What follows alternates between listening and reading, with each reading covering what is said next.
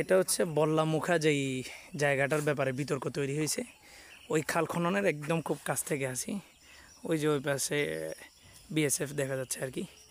ওরা মূলত যে জিনিসটা, যেই জায়গাটা বিতর্ক তৈরি করছে সেটা হচ্ছে নোম্যান্স ল্যান্ডের ভিতরে সম্ভবত 100 ফুট অথবা 125 ফুটের ভিতরে কোনো দেশের কেউ কিছু করতে পারবে না। যদি করতে হয় তাহলে ওটা যৌথভাবে সিদ্ধান্ত নিয়ে তারপর করতে হবে। তো তারা নোম্যান্স ল্যান্ডের ভিতরেই একদম এই কতটুকু 10-11 ফুট হবে এই যে তারা যে খাল খনন করতেছে। মূলত তাদের সিস্টেমটা হলো এই বন্যার পানি যেটা উজানের পানিটা যদি আসে আবার দ্বিতীয়বার যদি ওই দিক থেকে নামে, আমি মূলত আগের ভিডিওটা করছি একদম এই বরাবর কন্যার ওই দিকটাতে, তো উজানের পানিটা যদি আসে তারা এমনভাবে খালটা কাটছে যে উজানের এই পানিটা, এই বন্যার পানিটা যেন এখান দিয়ে ঘুরে আবার যেন বাংলাদেশে ঢুকে, ওই দিক দিয়ে আবার যেন ফেনীতে ঢুকে, মানে তাদের ভারতে যেন কোনো ক্ষতিগ্রস্ত না হয়। উজানের পানি যেটা ত্রিপুরা মিজোরাম হয়ে ঢুকবে ওইটা আইসা এই খাল দিয়ে আবার আমার বাংলাদেশের জন্য ঢুকে। এখন সমস্যাটা তৈরি হয়েছে ভারতের জায়গায়, ভারত করবে, সিদ্ধান্ত ভারত নেবে, এটা আমাদের সমস্যা কি? কিন্তু সমস্যা যেই সূত্র থেকে আমাদের সমস্যাটা তৈরি হয়েছে সেটা হচ্ছে নোম্যান্স ল্যান্ডের ভিতরে ভারতের যেমন দখলদারিত্ব আছে এমনিভাবে আমাদেরও একটা দখলদার, দুইটা রাষ্ট্রের সমন্বয় করে নোম্যান্স ল্যান্ডের যে জায়গাটা ওটার উপরে সিদ্ধান্ত গ্রহণ করা হয়। এখন ভারত এখানে খাল কাটতেছে কিন্তু আমাদের বাংলাদেশে এটা কোনো জানানো হয়নি, আর জানাবেও না, কারণ এটা তো মূলত বাংলাদেশের ক্ষতির জন্যই করা হয়েছে। কিন্তু এমন একটা কাজ যদি আমরা বাংলাদেশের নোম্যান্স ল্যান্ডের ভিতরে করতাম তাহলে আজকে ওই দিক থেকে একটা রাষ্ট্রীয়ভাবে একটা চাপ আমাদের উপর প্রয়োগ করা হতো। এবং সবচেয়ে আশ্চর্যজনক বিষয়টা দেখেন, তাদের নোম্যান্স ল্যান্ডের ভিতরে তাদের বিএসএফের সদস্য আছে, কিন্তু আমাদের এই জায়গাটাতে নিরাপত্তার জায়গা থেকে আমাদের প্রশাসনিক কোনো লোক এই জায়গাটাতে নেই, না পুলিশ, না র্যাব, না বিজিবি, না কোনো কিছু, কোনো ধরনের প্রশাসনিক কোনো ব্যবস্থা, নিরাপত্তার কোনো কিছু আমার এই বর্ডারটাতে নেই। অথচ এই বর্ডারটা এত সেন্সিটিভ যে এই বর্ডারটা যদি নিরাপদ থাকে তাহলে ফেনী যদি নিরাপদ থাকে আপনার এই ঢাকা চিটাং এটার যোগাযোগটা নিরাপদ, আর ঢাকা চিটাংয়ের যোগাযোগটা যদি নিরাপদ থাকে পুরো বাংলাদেশ নিরাপদ। কিন্তু এখন দেখেন ফেনীটাকে লেক চিকেন বলা হয়। লেক চিকেন এই জন্যই বলা হয় কারণ ঢাকা চিটাংয়ের মূল যোগাযোগের জন্য আমার ফেনীটা হচ্ছে উল্লেখযোগ্য একটা মাধ্যম। ভারতের একটা লেক চিকেন ছিল শিলিগুড়ি, এই শিলিগুড়ি লেক চিকেনটা এটা ভারতের উত্তরপ্রদেশ এবং দক্ষিণ প্রদেশের যোগাযোগের একটা মধ্যস্থ ছিল। ভারত সরকার ওখানে আদিষ্ট হওয়ার পরপরই সর্বপ্রথম শিলিগুড়ি নিয়ে কাজ করছে, শিলিগুড়িটাকে মজবুত করছে। ভারতের দক্ষিণ প্রদেশ, উত্তরপ্রদেশ দোনোটা তাদের যোগাযোগ মাধ্যমটা স্ট্রং করছে। কিন্তু আমাদের বাংলাদেশের এই অন্তর্বর্তীকালীন সরকারের সবচাইতে মৌলিক কাজগুলোর মধ্যে থেকে উল্লেখযোগ্য সংস্কারের যে কাজগুলা, 1 নাম্বার কাজ ছিল এই বন্যার ক্ষতিগ্রস্তদের একটা বাঁধ নির্মাণ করা। আপনি দেখবেন বাংলাদেশের যে বাঁধগুলো নির্মাণ হয়েছে এটা শুধু মাটি উঁচা করে রাখছে, অথচ এই মাটি উঁচা করছে, এটা যদি পানি যদি ছুঁয়ে আসে, অল্প অল্প করে আসে, তাহলে এই বাঁধটা কিছুটা ট্যাকেল দিতে পারবে। কিন্তু উজানের যে পানিটা ওরা ছাড়ে ওটা অল্প অল্প করে আসে না, ওটা এক ধাক্কায় সবগুলো এই সমস্ত মাটির বাঁধ এগুলো সবগুলো ভেঙে তছনছ করে ফেলবে। এখানে স্লেব বসায় স্লেবের মাধ্যমে কিছু কাজ করার প্রয়োজন ছিল। আবার এই বাঁধগুলো নির্মাণের ক্ষেত্রে অনেকগুলো বিষয় মাথা রাখা দরকার ছিল। চলেন আমরা জায়গা অনেকগুলো বিষয় মাথা রাখা দরকার ছিল। 1 নম্বর বিষয় হচ্ছে আমাদের পানি যখন তারা ছাড়বে তখন আমরা ট্যাকেল দিতে পারলাম, এটা আমাদের একটা ডিফেন্স। কিন্তু যখন আমাদের পানির প্রয়োজন হবে তখন আমরা পানি কোথায় পাবো? এই জন্য অনেকগুলো বিষয় পরিকল্পনা নিয়ে পানি উন্নয়ন বোর্ড কর্তৃপক্ষরাই এটা একটা সাজেস্ট করা দরকার ছিল। তারা বাঁধ নির্মাণ করছে কত স্ট্রং মজবুত করে, আর আমার দেশের এই সমস্ত লোকগুলা লুটতরাজ চাঁদাবাজ এগুলো টাকা টোকা খেয়ে শুধু কয়েকটা বস্তা ফালাইছে, মাটির কয়েকটা বস্তা দিয়ে আমাদের বাঁধ নির্মাণ করা হইতেছে। কোনো স্ট্রং টেকসই কোনো বাঁধ নির্মাণ করা হইতেছে না। এই অঞ্চলের মানুষগুলা, এই বর্ডার অঞ্চলের মানুষগুলা খুব ঝুঁকিপূর্ণভাবে ওদের সময় কাটে। রাত যেমন ভয়ঙ্কর, দিন যেমন ভয়ঙ্কর, দিনের চাইতে রাতটা তাদের জন্য আরও বেশি ভয়ঙ্কর হয়। এই যেমন কিছু বস্তা ফালানোর মাধ্যমেই মূলত তারা ভাবতেছে একটা বাঁধ নির্মাণ করতেছে। ওই যে দূর থেকেও দেখা যাচ্ছে এই যে কিছু বস্তা ফালায় রাখছে, তাও সব জায়গায় না, সবগুলো ঠিকমতো একুরেটভাবে কাজ চলতেছে না, চলমান না, কাজ স্থগিত।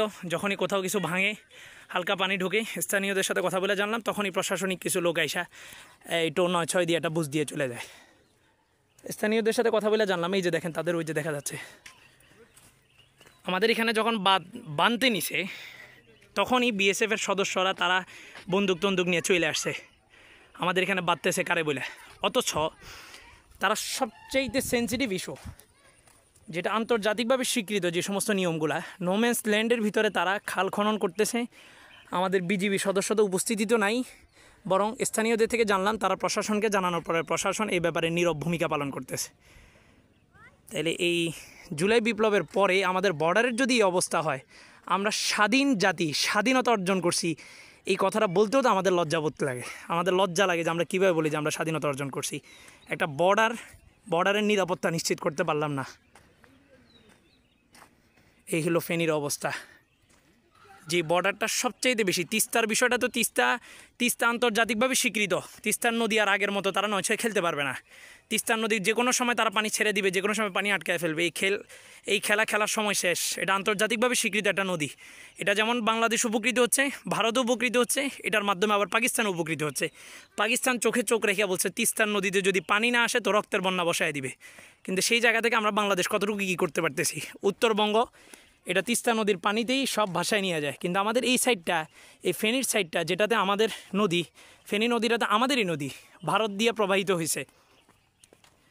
তাদের উজানের পানি যখন আসে, তারা যখন বাঁধগুলো ছাড়ে তখন আমাদেরকে বলেও না, রাতের গভীরে তারা ছেড়ে দেয়। তাহলে এই জায়গাটাতে আমাদের আরও স্ট্রং হওয়া দরকার ছিল। আমাদের এই বাঁধটা নির্মাণের ব্যাপারে, টেকসই একটা বাঁধ নির্মাণের ব্যাপারে আরও স্ট্রং হওয়া দরকার ছিল। এখানে তো আমরা রাষ্ট্রের কাছে অনুগ্রহ চাচ্ছি না, বরং আমাদের এটার জন্য 1200 কোটি টাকায় সমন্বয়করা উঠাইছে, আর রাষ্ট্রীয়ভাবে 100 কোটি টাকা আমাদের জন্য আন্তর্জাতিকভাবে বরাদ্দ হয়েছে। তাহলে ওই টাকাটা দিয়েও যদি একটা কাজ করা যাইতো, সরাসরি এটা প্রশাসনিক লোকদের মাধ্যমে যদি স্থানীয়দের কাছে টেন্ডার না দিয়ে, এগুলো তো টেন্ডারবাজ, এগুলো টেন্ডার নিবে, টেন্ডারের টাকা খাবে, ভালোভাবে কাজ করবে না। প্রশাসনিকভাবে আর্মির মাধ্যমে, র্যাবের মাধ্যমে যদি এই কাজগুলো করতো, টেকসই একটা বাঁধ এতদিন আমরা নির্মাণ করে ফেলতে পারতাম। আসসালামু আলাইকুম। এটা হচ্ছে আমাদের ফেনী বন্দর, বিলোনিয়া বন্দর যেটাকে বলা হয়, ভারত বাংলাদেশ বন্দর। এটাকে একটা ট্রানজিটও বলতে পারেন। আওয়ামী লীগের আমল থাকলে হয়তো এটা একটা ট্রানজিট, আসা যাওয়ার পথ হয়ে যেত। এটা যেটা রামগড়ে করছিল, রামগড় ট্রানজিট। আমাদের ছাগলনাইয়াতে একটা বাজার আছে, যে বাজারে শুধুমাত্র ভারতীয় পণ্যগুলোই বিক্রি হয়, বাংলাদেশীয় কোনো পণ্য এখানে বিক্রি করা নিষেধ। বর্ডারের অবস্থান দেখলে মনে হয় যে আমরা ভাড়াটিয়া থাকি। ওদের গাড়ি আসে যায়, কিন্তু আমাদের কোনো লোক ওইদিকে যাওয়া আসা, আমাদের কোনো গাড়ি ওইদিকে যাওয়া তাদের কাছে জবাবদিহি করতে হয়। তাদের কোনো কিছু আমাদের এদিকে ওরকম একটা জবাবদিহিতা নেই।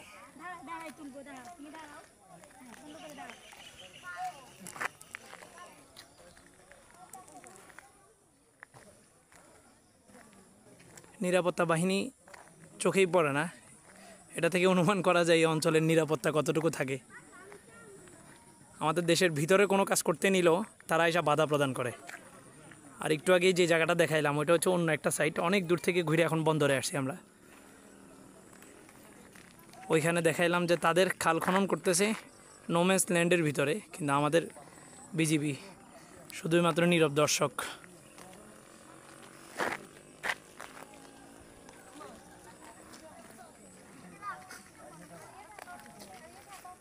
তোমার টুপি কই? সাউন্ড নাই কোন ওয়ালি ছবি আসলে আমি চলে যেতেছি তো। এরকম কই? ওদের